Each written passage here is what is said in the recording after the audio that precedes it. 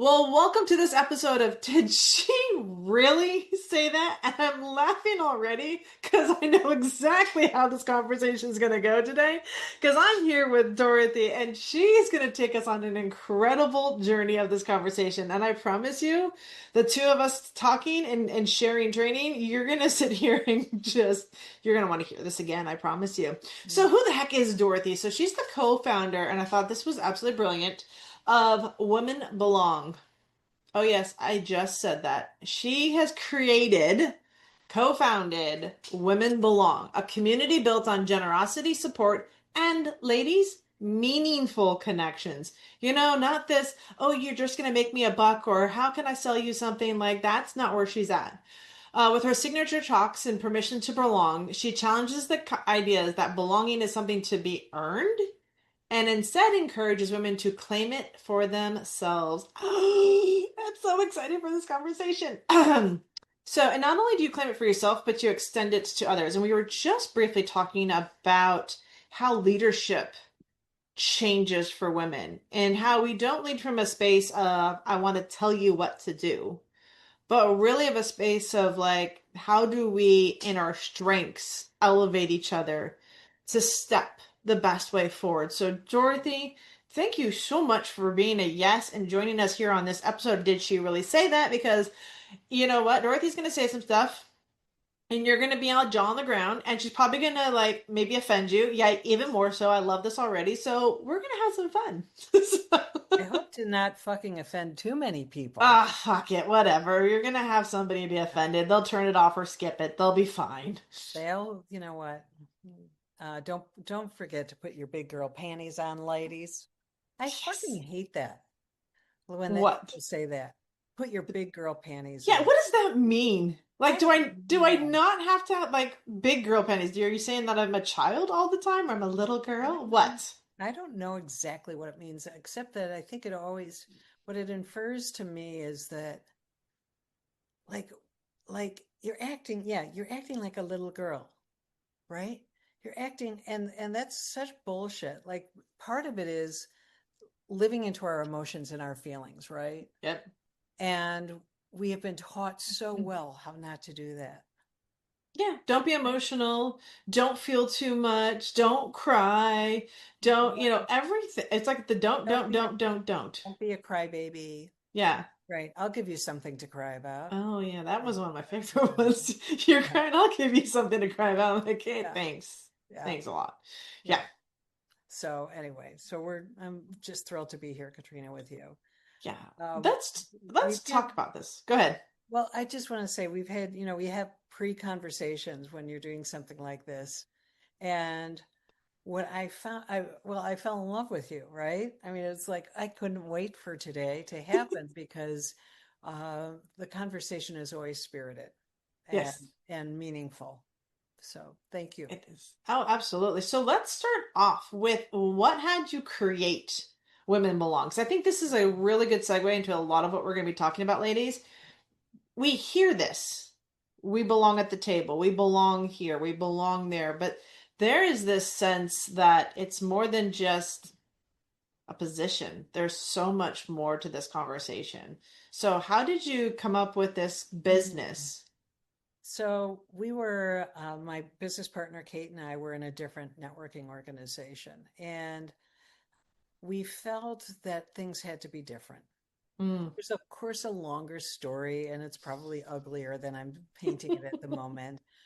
That we had this epiphany one day, but Oh, you were in a BNI, and then you had this epiphany that that sucked. Got it. right, well, Okay. it wasn't BNI, but it was another one. And what we found was that our values weren't aligned. And if your Mm. values aren't aligned and you're doing business with these people, it really feels inauthentic. Yeah. And like, how can I show up? How can I invite other women to this space if I don't feel safe or feel like I'm seen for who I am? And so Kate and I got together and we saw so many people, women, showing up, trying to fit into the molds that they thought they were supposed to be in, and entrepreneurs slugging it through and talking about KPIs and talking about all this bullshit that was really not necessarily about who they are today, who they want to be, how they want to be seen. And the idea of having a permission to belong, right? How do I belong? How do I create that sense of belonging? And how do I go into spaces where I feel like I belong? And then learning over time, belonging is a decision and a choice I make for me. Mm. Nobody gives me that invitation to belong. I choose. Yes, and it's not about asking permission for a seat at the table. It's knowing the seat's already there for you and it's already yours for the taking. Or Plop your butt down. build another fucking table. What? What? I Right? can build another table? Are you Right. like Don't that's bring yeah, insane. don't bring a chair to a table that where it's broken already, right? Mm. And where the space is limited and you know what? I love men. I do. I really do. I'm in love with a man. I gave birth to a man. I love men, but they do man spread at the table, right? And they do take over space. And I truly believe that we need to have at least 30% of the people at the table women in order Yeah. for us to start shifting things to where they need to be.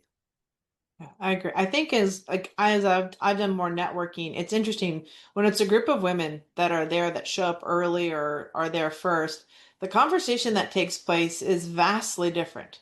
And then the moment a guy shows up, and it's no disrespect to men, but there's almost like this getting small because the man has entered the room. And I think some of it's cultural. I think some of it is societal based. I think some of it is upbringing. And so when you're talking about 30% of the women being in those areas in those places where it's predominantly been male, there is a shift in the energy. And even the guys respect it. I've been hearing and doing research that even boardrooms and board members are super grateful and want more women in the boardrooms because they have a curiosity. They're not posturing, right? The guys are peacocking like, hey, I don't, women are going in going, what the hell are you guys talking about? Well, I think, there's an organization called the 30% Coalition, which I think is absolutely brilliant, that talks about getting 30% of a board Mm, with women. All got right. it. And, my theory is this, that if there's one woman in the room, she doesn't get hurt. If a second woman is in the room, they're oftentimes competing with each other rather than going for the community good. And once you have three women in there, you have enough heft, you have Mm, enough breadth to go in and wade in and to know that you're supported and that mm. you can be supported, you will be supported. And what they found is that if boards are 30% women, the company is more profitable Yeah. and their employees stay there longer. Go figure. It doesn't surprise me in a lot of ways because I think as a woman, we look for the collaboration in a company, not the competition. I think when you have an all male driven top to bottom, it's all about the competition. It's pushing each other for a bottom line that constantly moves. I don't know why it's called a bottom line because that sucker moves all the freaking time. Shifting sands, right? Yeah. Yeah, Yeah. that is crazy. So if we're so women belong. So what? So it's a company, it's a community. What what else is it like in the world for you and what do you want it to be? Oh, well, I want us to go galactic. Do you know what that We're means? smiling, we're going galactic, we're going to outer space and beyond. We're going through dimensions and space and time travel. We're taking this to a whole new level of awareness. Yes. I, when I say that, my butt cheeks clench a little bit, right? I'm like, what the hell does that mean? But what it means is to keep Hmm. dreaming bigger, to think Yep. outside the box, to challenge the mistaken rules and myths and beliefs that I might have about how we grow and who we are. I do strongly, strongly, strongly feel that we are in a time where the feminine is on the rise. Okay. And I don't mean that means that the masculine gets completely superseded. Isn't that like the feminist movement where it felt like it was squashing the male? Like Yeah, it was trying to over dominate. It was kind of like the reverse side of that. Well, and the feminist movement was, let's face it, also a largely white women Mm, movement. And the rise of the feminine, for me, recognizes that both you and I have both feminine and masculine values, traits, and they're really friggin' just human. yeah. But for some reason, we've had to say this is feminine and this is masculine. But let's actually understand that all of this stuff Mm. is about being human. But I think that, I've been picturing it lately as the yin and the yang, right? Mm. And that I don't know which one is which. I think the yin is male, but let's say Yin is the female, yang is the male. The okay, yin is actually what we've been missing. The yang is what we've been gifted. Like gifted, right. we've we need to It's we're out of missing the other side. absolutely. And so the yang has just gotten so big and, just all over here. Yeah. And the yang has been so like, let's bring everything back into balance Yeah. because that's how we win. Because they are great doers. The They masculine are. is a great do.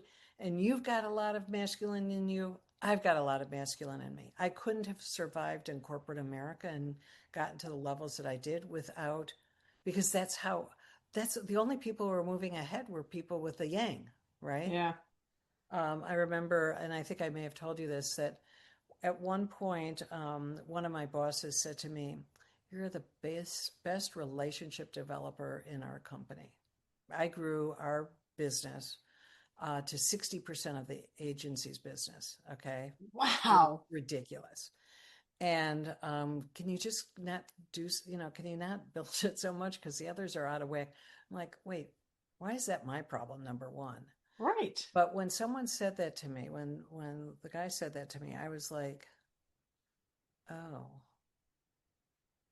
does that mean I'm not strategic? Does that mean that Mm. I'm not succeeding in their world because I'm the best relationship manager? Because I bring cake over to everybody's birthdays and make sure that our clients are feeling seen and heard? And that's why we're growing business because we're trusted, right?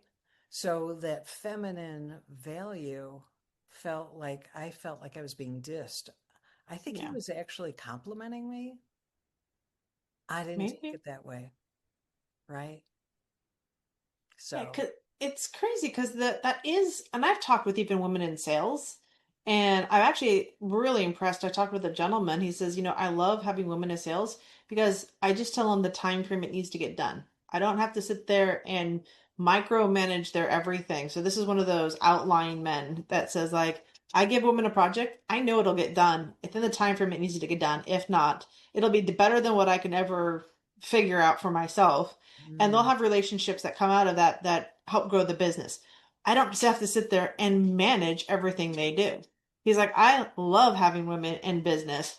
And he's one of the few that I've come across that just had that kind of like insight into like what you were talking about, that relationship piece, that connection, that making the the office feel like a safe place to come to that you want right, to come into. right. Otherwise, it becomes this hate and distrust icky place to be. And this masculine toxicity. Just read an amazing book that has this. I'll have to send it to you, the excerpt about masculine toxicity. Mm. But it's just, I am finding more and more men who are saying that about women, though. I was with a gentleman yesterday, and he's like, I want women to just run all of this. Like, why aren't they running the world? I'm like, yeah, that's a good question. Yeah. I'm not sure that we want to run the world. We want to run it with you because I'm so good at being, or I'm getting better. I have to say, I'm a master. I was a master at doing, but Mm-hmm. um, I am getting so much better at being and creating. And my guys do a great job of the doing. Yeah.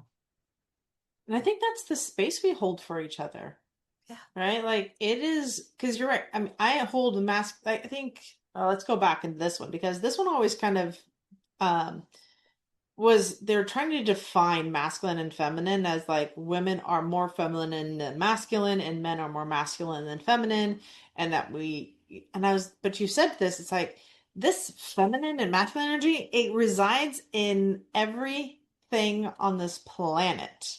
Yep. It is not a human condition. It is we live on a planet with both masculine and feminine energy through the plants, through the water, through everything that we are literally engaging with has it. And we look at it as if it's a pussy or a dick. Yeah.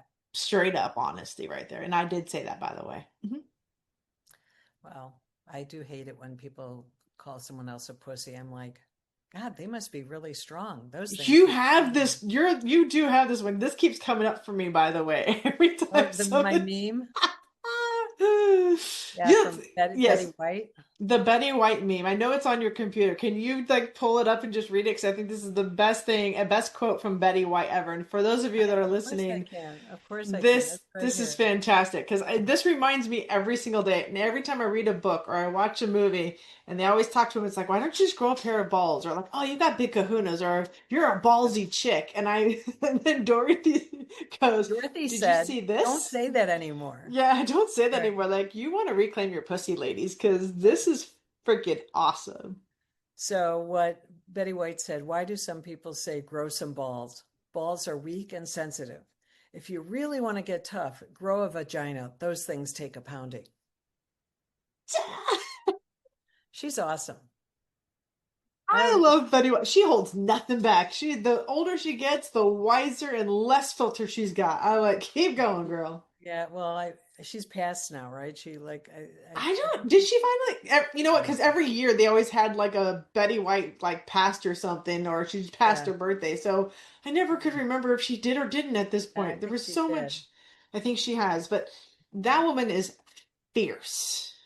She is fierce and so funny. And she would say things, and you were just, I was watching a bunch of clips of her on YouTube, and I was just like, are you frigging kidding me what she got away with? Yeah, Yeah. and And I want to be her. I just want to be yeah, her. you should embody Betty White completely because you have the ability to I mean, you started off this conversation with fuck whatever we're doing on this thing, Yeah. right? And I think for the women, we have to take back our language, right? Pussy is Oh, not a yeah. bad word. It's not, it should not mean less than. It should make you sound like if a guy calls another guy a pussy, the guy should be jealous that the guy got called a pussy because that's a positive statement, Absolutely. according to Betty White, right? Like, Absolutely. come on. Well, the same thing with the word bitch. I'm like, I want to reclaim the word bitch because, frankly, from my perspective, a bitch is a dog who protects her young and Mm, those that she cares about in her territory.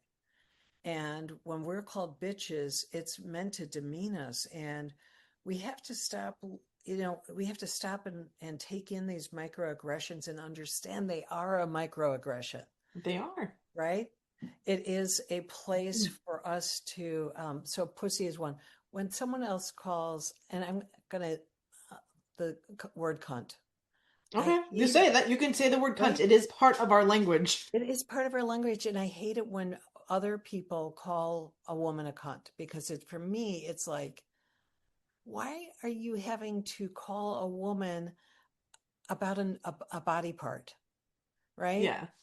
I mean, I guess we do it with men when we We say do call them a dick occasionally, like you're yeah, being a or dick. a Like, prick or or an a prick. asshole. Yeah. Yeah, but I just but the meaning is so the way it's said is so mean and dismissive, and I think we The should just tone of it is yeah. vastly different. Yeah, I think we should just, if we want to call someone anything bad, I think we should just call them an asshole. But assholes are important, Yeah. right? They get rid of waste, man. Somebody's got to have them. Right. So Everybody's got one. maybe we should just call him, hey, he's such a fucking nose. I don't know. What do we call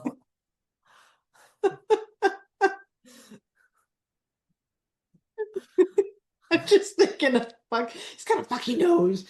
It's a That freaking fucking ear. He's nose. a fucking ear. It's like, what are you talking about? Yeah. We're gonna redesign the whole language for you. But I think this is such an important conversation because we do, as women, even demean ourselves to each other. Yeah, you didn't see this, but Dorothy just went like, Yeah. yeah, we do. We downplay each other in such a derogatory, belittling way. I think that for me is frustrating. And to be an example of this, back in my culinary days, I actually disliked being an all-female kitchen. Mm, At the time, having an all-female crew, because we were pitted against each other in competition, did become a very catty little like jabs here and there type of environment. And so there was a sense for a while that I would prefer to work with the majority of men because I didn't have that cattiness. I think what's been interesting though is I attended another event and recently I was at a chef's gala mhm. and the head chef of the bakery department was a female and her entire staff except for three was all female. They all got along. They all respected each other. They took care of each other, put out incredible product. And that goes to show you, I think, in some ways, as a female, when you foster the female relationship in a what perceivingly could be a male dominant arena, I think you have the ability to really change the dynamics of that. Absolutely. We have within Women Belong, we have 7 guiding principles, which I don't remember all of them, but one of them is goodwill, Mm, right? Assume goodwill.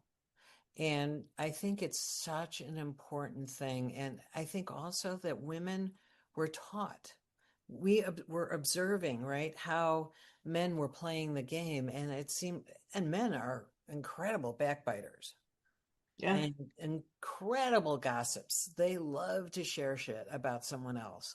And so we started to copy that because we thought that's the way for us to move ahead, or that's the way we're supposed to be. And when we take ourselves back and we ask the question, is this the choice I want to make? Mm, Is this how I want to show up? Is this the um is this the theater I want to develop? Is this the soap opera I want to watch? No. yeah. No, it's not. It's how do I come together and work with someone else and have compassion for them and build on each other's strengths. And I think that's, for me, that's the magic of my relationship with Kate. You know, Yeah. I couldn't ask for a better business partner. All And right. you guys met each other in different networks. Kind of talk to us. So let's have that little bit of discussion too, because I know a lot of women are solo entrepreneurs or they're solo, business owners. They have this fear of working with somebody else. They're definitely, having another female. There's been so much propaganda around, that bitchiness between two women running a business kind of a thing. What would be some of your advice or insight since with working with Kate? What have you learned about, running a business together? So when either of us gets the utch, The itch. remember Fran Drescher from The Nanny? She had the utch, right? And if you get the utch, like something's off or it doesn't feel good, we talk it out. Okay. That's the first thing. Um, conflict, addressing conflict is an incredibly important aspect of any relationship. Mm, I agree. Kate and I have had differences of opinion, but we talk it out. We work through it until we come to a mutually agreeable point of view. We had a situation yesterday where we were dealing with a change in a leadership of a circle. And I suggested one thing and she suggested another. And then I said, well, this is why I'm thinking that. And she said, well, then this is why I'm thinking that. And as we started working through it, it's like, oh, well, it became really clear about how we were going to move forward Mm. because we allowed each other to have that conversation, and rather than saying, oh, fine, okay, whatever you want to do. Oh, there's that fine word again. Oh, Fucked up, fine. insecure, neurotic, and egotistical. That's what fine Oh, stands for. say that again. That was brilliant. I've not heard that yet. So Okay, so fine. this is from Louise Penny, who writes the most amazing murder mysteries about a small town in Three Pines up in Canada somewhere that has no road signs to it. And there is a poet there. She must be like 95 years old. Her name is Ruth Zardo. And she has a duck that goes around saying fuck, fuck, fuck, fuck, fuck, fuck, fuck. And her line is fine stands for fucked up, insecure, neurotic, and egotistical. That sounds about right. Yeah. So, Yeah. I like that. Like, yeah. because it's such a generalization. Is you're either fucked up, you're egotistical, you're insecure about something. Like, there's no communication around the word fine. Well, because you've just forced and shut down any communication, Yeah. right? Yeah, I'm fine. Mm-hmm. Yeah. No. And it has tonality too. How many ladies out there listening have fine has like different tonalities? Oh, I'm fine. Fine. Fine. Yeah. It's got like different tones for us and how Oh, we and how about you've just had an argument with your spouse or your partner, and inside you're like, fine, just be that way. yep. Yeah. So conflict resolution, the ability to communicate, Goodwill. um, Always assuming goodwill from each other. always assuming goodwill. Okay. Yeah. The goodwill is really a critical component because um, if you don't have goodwill, if you don't think someone's operating from the best interest of the organization or you, right?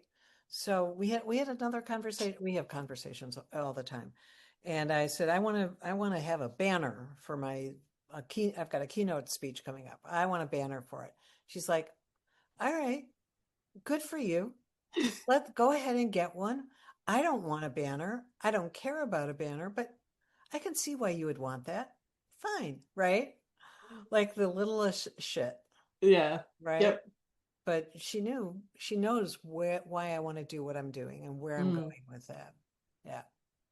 And it helps that we have a 20-year age difference between us as well. So Why she's does a 20 age difference help? Like that would seem like it would cause more conflict. oh no, because she sees me as this wise fairy godmother. Okay. Um, no, because we understand our roles, Mm. right? And she is where I was 20 years ago. Mm. She is in the doing, getting shit done. And I am so working towards being in the being because for most of my life, I want to ask you this question. Um, have you felt like part of your body your entire life? Or have you lived in your head or your heart or your body? Where have you lived your entire life, do you feel? So up until about 4 years ago, which led me on the journey for this podcast and this company, Truth Bomb Marketing, it was all in my head. That was my one big realization when I was talking with a business muse. She got me because she asked me, "Well, have you consulted your pussy?" When I was talking about having a business and growing it, and I looked down and I was like, "What does that have to do with anything?" Yeah, And that's when I realized how disconnected like I had shut down this because I didn't want to be perceived as a woman. yeah, And so I went all up in my head, but I felt so out of touch with my body. And I think that was one of the most powerful and beautiful things that I continue to experience. Like you talk about the creating, the becoming, yeah. the empowering yourself as a being because I feel like we grew up as women having to be in this overly productive state of doing instead of living in our true essence of creativity and being. Amen, sister. I used to think of my inner locus of control as being this. I don't know if I had said this to you, but like Caesar's leaves, around your head, that it was just this like thin white disc.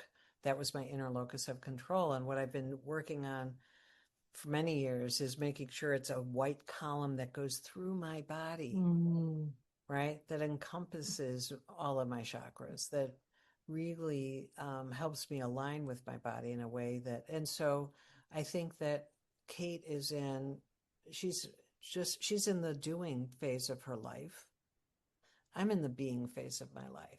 Do you feel like you shift or at least share with her kind of the experience of gifting her? the model of being so she gets to see what that's like instead of constantly always being the doing. Because I think that's, for me, that'd be the curiosity as, Mm. 20 years apart, because there is something she's modeling from you as much as she's in the doing of what she does. Absolutely. And I would hope that that wisdom is going back and forth. I think absolutely. I think Mm. that um, there's a great respect for each of our roles. I am appreciative of her role, and I believe she's appreciative of mine. If we have a member that we need to speak with, and she's like, Dora, can you handle this one? I'm like, absolutely, I got Mm. this. And then there are others where I'm like, I'm not touching this one. Nope. Yeah. So, in growing this business for women, especially you're talking about women belong. So you're dealing with a lot of women at different levels. What does your business structure look like? So there's you and Kate as the partnership, which you've created, and Yeah. then underneath that, what does the business model look like? I don't even know how to answer that question Okay. because, and Is it just strictly community? Is there courses? Is there events? Like, I gotcha. guess that would be kind of like, So, what did you kind of create together in this Women Belong? Um, so, so the reason why I said I don't know how to answer is that from an infrastructure standpoint, mm, I handle the financials, she handles the marketing, right? They're just the two of us running okay. this whole thing. That said, we have a leadership teams for each. We have so within Women Belong, it's a membership organization, Okay. and there are circles. And we started off primarily in the Chicago area. Then COVID hit. We were right before COVID. We were in Asheville, North Carolina, launching in Mm, Asheville, North Carolina. COVID hit, and we went from 50 meetings a month in person. I only would go to 4 or 6 a month, right? But we had 50 meetings a month in person to 50 meetings a month online. So we curated every single one of those calls. wow. Yeah. And in addition to that, on the third Friday of every month, we have a lunch and learn, which is Okay. open, free to members. It costs a minimal amount for non members. Anything from CRM to scaling your business to AI to Mm, organization, all sorts of things. Then we have bi-monthly. Wait, is that every other month? Is that bi-monthly? Yes, bi-monthly. We have introductions, which are opportunities for new members to come together, as well as with longtime members so that they can network just within the Women Belong network. All right. So that's introductions. And then we have a connections, which is an online progressive networking, which is for members and non members. That's every other month or so. And then 3 times a year in the Chicagoland area, we have in person progressive networking events. And then so, the circles meet, each circle meets twice a month, okay. um, either the first and third week or the second and fourth week. And they're So, anywhere from 3 to 22 people in that circles. Yeah. and do you limit it to 23? Is that the intent? Is that it 22, stays kind of 23. more intimate and Well, so relationship building? Like, you can only build so many relationships, yeah, to be honest. yeah, it's absolutely relationship building. And Mm, the idea is that the women are going to come together. First of all, if you think about twice a month, that's 26 weeks a year, right? Yeah, 26 meetings. And so we figure that there are going to be some for closed for holidays and that sort of thing. So right. that's why we came to 22, so that Okay. every woman would have an opportunity to show up and to share about their business and who they are. That's actually really smart on how you kind of came up with that number and just in terms of like valuing each person and their opportunity. I hope you all ladies were taking lessons because she really did say that and it's Yeah. brilliant. And I want you to understand how brilliant that that conclusion is because it wasn't some arbitrary number she came up with. It wasn't say, "Oh, we're going to have a pot of 50 or 25 just to have a number." You can hear the thinking process of how do I respect those in the community, right? How do I give the sense that they can belong? Right. And I think that's, part of it, that's what we look for. And I think as women, I want you to understand you don't have to keep doing it the same way. You don't have to keep following the construct which we've been gifted. And I love that you're like putting out there a different type of thinking. So thank you for that because that was insightful for me. I hope ladies that you were listening, it was insightful for you too. There's another thing that I think was differentiating. First of all, any of the um, goals that we put in place Mm-hmm. are, we don't look at it as being punitive. We always are looking how to be generous so that, for example, a member doesn't show up for a while, and somebody was like, "She's not showing up," and I'm like, "Okay." So Kate and I call this woman, and she's, "Well, I haven't been showing up because I had a baby." That's a really good reason not Hmm. to show up.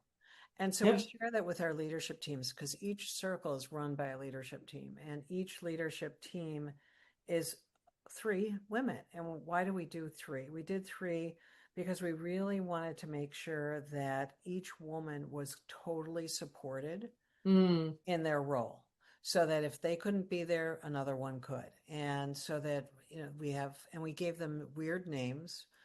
As I was, because we couldn't, there was no good names to give people to run to run the circle. I didn't want to do manager, dictator, director, The traditional hierarchy language that's been manager, gifted to yeah, us. Yeah. chairperson, whatever. So we have a diameter, a radius, and a point person because we have Mm. circles. Women belong Yes. to circles.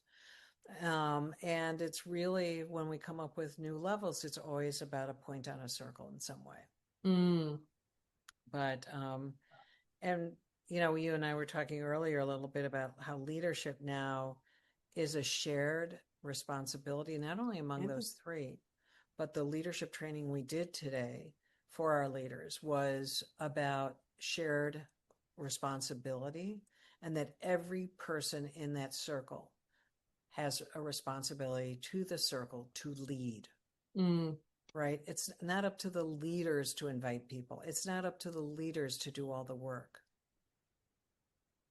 Yeah. It's interesting as you say this, and I'm kind of reflecting even within my own, business over here in Truth Bomb, Mm-hmm. because initially it started off with three of us as co-founders, and then it evolved. I brought in another lady that I basically trained her in social media back in the day. Like I brought her in and I was like, here's what I know about social media and scheduling. Like, can you help me figure this out kind of a thing? And she took it and she ran with it. But what's been interesting is that once we lost, I don't like lost wasn't a bad thing. Like there was no animosity, there was no anything angst between one of our founding co-founders saying, "Hey, this isn't for me. This is not where I see my life going." And I'm so thankful she was strong enough in where who she knew who she was to come and share that with me, and that I was in the space that says, "You know what? You're right. Like I don't want to hold you here to get you to be part of something that doesn't actually fit who you're becoming in the Right. world." And so the mutual like letting go of that, creating the safe space for both of us to continue moving on the path and journey that we were each meant to. And then for a brief time we came together. We learned from each other, we respected each other, and then from there we've separated a while but still maintained the friendship. And I think that's one thing when you look at as women building businesses, we tend to think we have to sever the arm if Oh, we don't align or yeah. something shifts and one of us wants to go a different direction. I think as we get into this, that's the evolution. That's compassion. That is like it's okay to move on and let people grow in their own ways. I would never want to hold on and make somebody smaller. That was definitely one thing that came from me. I would never want to hold on to her and make her smaller when she really wanted to expand and it was just in a different way. I love that. Absolutely love that, Katrina, because we've been talking about this too with, in a membership organization, people come and people go. I do. And there was, and one of my very good friends was in one of the circles and she was leaving and somebody said something and I was just like, I had the urge that I had to say something. And what I said was this, that just because these people are leaving this circle doesn't mean they're out of our lives. Mm-mm. The relationships that and the connections that you have built here should last a lifetime because of what you've shared together. Because people swear in our meetings, people cry in our meetings, people tell horrific stories of what they've gone through in their lives. Um, Yeah. and they've been vulnerable and authentic. And and it's kind of odd when you think about it in terms of a referral based networking group, right? Because then Mm. it's like, oh, we need to get the next realtor in here. Well, okay, but that doesn't mean that the realtor who left before shouldn't Is be out considered. completely. Yeah. Yeah, right. And just because they're, if even if they're not a part of the organization, and I say this all the time to people, like in some ways, of course, I care about the organization growing because I know it will. But do I care if somebody joins or not? Does that mean that I'm going to support them or not? No. Whether you join the organization or not, we're still going to be supporting you and talking to you because who knows who needs you next, right? Or Yeah. who we can connect you to. Yeah. Yeah, I look at it for me, like even, interviewing you, it's like I know that this is that you are now in my network. Like as things come up and I'm finding myself more and more of that connector as I continue to talk to them, I'm like, oh, you need to go talk to this woman. Like, oh, Yeah. like there's this sense of a domino now. It's like it's not just me. It's not this conceitedness that this is my business, this is my community, that it's got to be done my way or the highway. What I've really started to learn is the expansion of allowing and receiving, not even allowing, but even receiving the gifts of Yeah. other women and letting them touch my life at different points and knowing that I've touched theirs and that, there was always this one thing throughout my whole life that always stuck with me is there are two paths in the road. Mm. And at times there's multiple paths on the road. So like as you're walking along, there might be a path that comes up beside you and then all of a sudden joins yours. And that's a friendship. That could be an acquaintance. That could be a job that you're currently in. That could be whatever it is. And there are times as you continue to walk down your path that those paths veer off. They go in their own journey. And there are other ones that come and they just keep crossing over your path. And I look at those as like that's really what life is about, is like there are people that will walk the walk with you for a very long time. And those are people like they become your best friends. They get to know everything about you. They become your significant others. They become your children. They become like all these people that had walked on that path. But at some point they are still walking their own path. They've touched yours, but it's not your path that they're walking. Oh, Does Katrina. that make sense? So, What did you hear? okay, so in Feb, and we're going to tell a little story if you don't mind. Oh, absolutely. In February of 2021, Mm, I took myself to Estes Park, Colorado, where my soul, part of my soul lives. Rented a cabin on the river. The river was frozen, of course.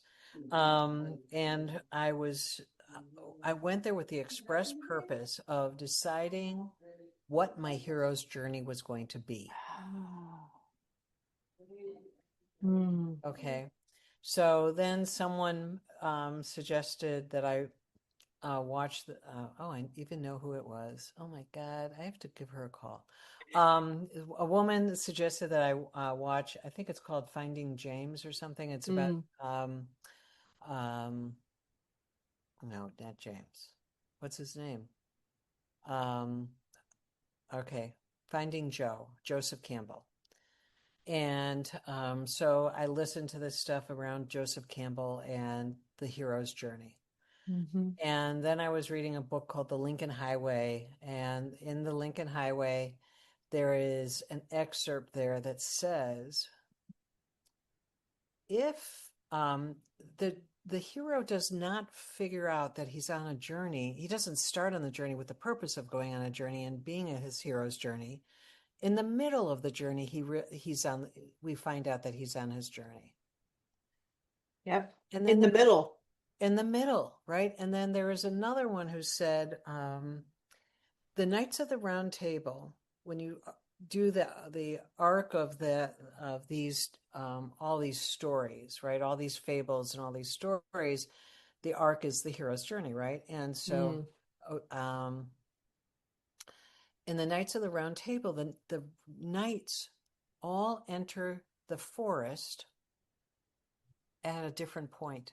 mm, They all go on their separate paths, which is what you're talking about. yeah. So I'm there. I'm thinking about this. I'm like, oh, well, what is this? What is this for me? And all of a sudden, there were two incidents where I was kind of dizzy in Estes, and I came home and I thought I might have COVID. Got tested. Was first told I had a urinary tract infection, which was not true. Um, Okay. right? Get my blood work back, and I'm like looking at my blood work, and because my husband had been sick for 4 years and eventually Mm. passed away, I knew how to read blood work, and I was like, oh, I'm fucked Why? because my hemoglobin was below 8. Low So hemoglobin, not good. not good. So as I was looking at this, I'm calling doctor's office, and the doctor calls me and says, have you ever considered going to the hospital? So I'm like, okay. So I take myself, and I was talking to Kate, and Kate's like, what are you doing talking? I said, well, after this call, we'll do it. And she goes, no, you go now. And I went to the hospital, and I'm sitting there in the emergency room. I'm sitting there in the emergency room in a chair that I had sat in many times with my husband as we would go into the Mm. emergency room. Scott, the triage nurse, comes out. I live in Evanston. There are 80,000, 100,000 people who live here. So the triage nurse, I would know his first name is really bizarre, but he comes out and he starts asking me, and I'm like, hi, Scott, I'm pulled into the back. Angel, who is the nurse, is taking care of me.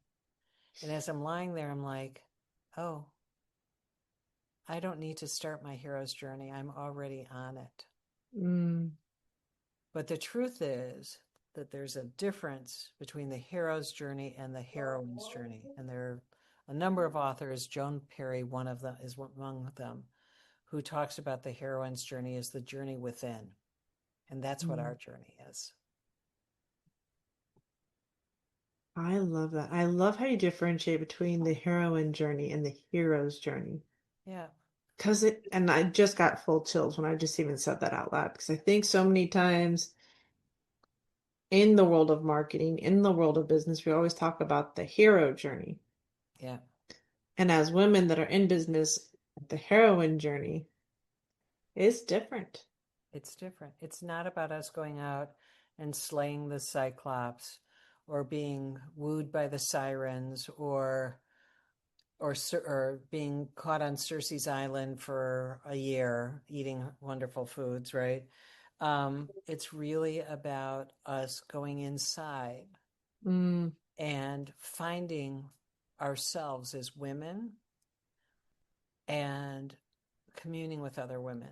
yeah, I agree. Like I was just thinking as you're saying that the community of women is such a critical piece. The wisdom that's I think what I was kind of pointing to with you and Kate is that wisdom that's shared generationally that oftentimes is missing in our households here in the US, um, in our family structure. And we see it in other cultures, but there is the essence of do women come together generationally and just have wisdom talks?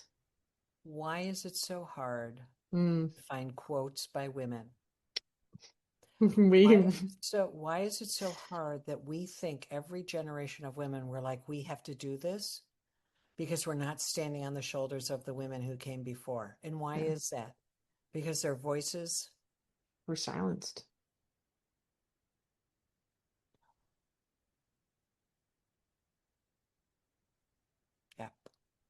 Mic drop. Yeah.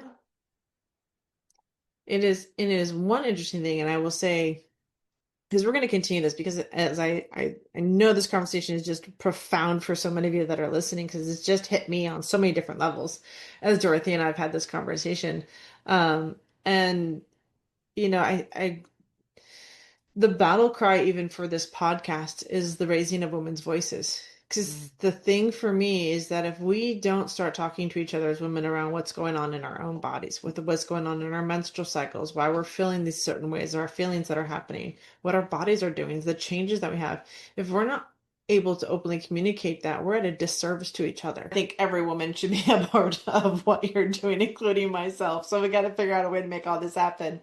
But you have a PDF for really even how to, because we did talk about conflict resolution, we talked about conversation. So share a little bit about this one pager that you've designed and created that you're gifting our sure. listeners here today. So first of all, I want to say, to connect with us, go to womenbelong.com. It's kind of easy that way. Yeah, the links are going to be down in your show notes here also. So any of the links they have, ladies, it's going to be in the show notes. You know the drill.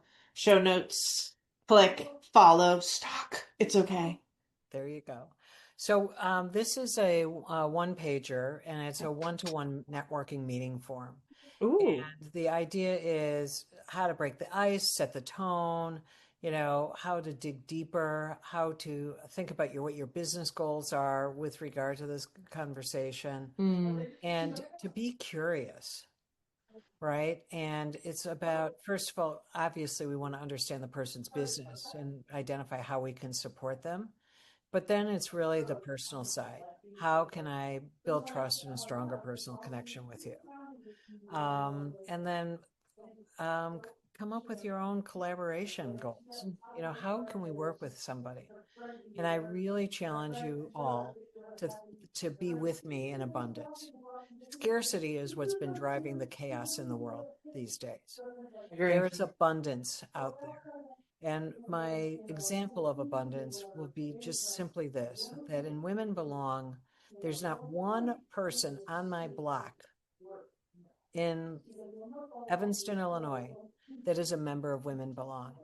There are probably at least three or four who should be on, Mm. but none of them know what the fuck I do. And that's just on my block. Like, I'm not talking about across the street, Yeah. right? And if we put our hands up, if you put your hands up and you just feel, somebody once did this for me, and I was like, oh my God, feel all of the money that is flowing through Mm-hmm. this world. And it's for us to reach for it if money is the thing, but it's not the thing. But that's just an example of living in abundance. Yeah. You're surrounded by money and ideas, and as a woman, as a receiver, all you have to do is ask. Ask, right? And you can never ask too much for what you want to receive in your life, because here's what's different around men and women. Women, when we receive to give. Mm, When men like charge or take or plunder, which is how they usually have gained riches, it's at the cost of somebody else. That doesn't inspire us as women. no. And so when we look at what we're receiving in money and the impact it's going to have in our use and understanding of that money energy and money flow, and understanding the power we have to transform the money from a aggression into an abundance, that I think begins to shift everything in how we view our lives, our business, our friendships. It stops becoming about taking and it starts becoming really about giving. And it's about community, to your point, Mm-hmm. Katrina, right? It's not about how we succeed as individuals, but how we move life forward for all, Agree. right? And we do that as a collective. We do that when women hold hands Yep. and step forward together. So Mic drop. yep. So welcome to stepping forward with us here in this episode. Thank you so much for jumping in. For those that are watching their video, there was a little bit of a video with Dorothy, but trust me, her words of wisdom, if you're listening, are all you needed to hear. So, with that, thank you for joining us here on this today's episode of Did She Really Say That? Because Dorothy dropped some mic drops and truth bombs along the way. And connect with her, download that PDF, follow in the show notes, and we look forward to seeing you on the next episode. Bye, everyone.